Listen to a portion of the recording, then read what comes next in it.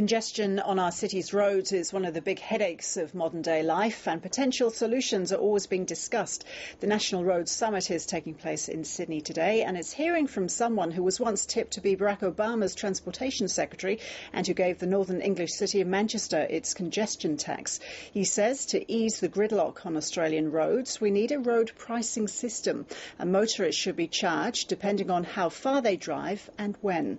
Jack Opiola is a senior partner with D'Artagnan Consulting and is the international keynote speaker at the Roads Summit. He joins me now. So, Jack Opiola, are you proposing taxing the motorist per kilometre, and wouldn't that just turn every road into a tollway?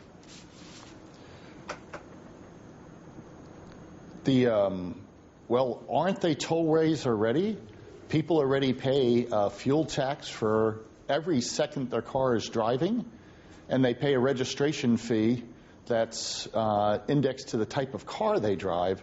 So I think you're already paying quite a bit for your roads today. But it doesn't seem to be working at the moment. We still have very heavy congestion on our roads. Are you able to offer an alternative system that would free things up?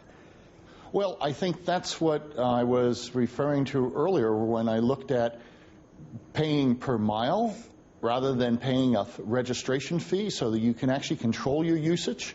And then probably rolling into that, rather than an excise tax for fuel, which I'm paying for whether I'm standing in congestion or not, let me pay for the distance that I drive, and then I control the distance that I drive.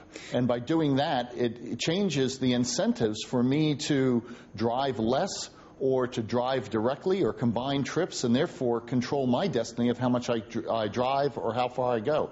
And how would the authorities know how far a motorist has gone, and how would the tax be paid?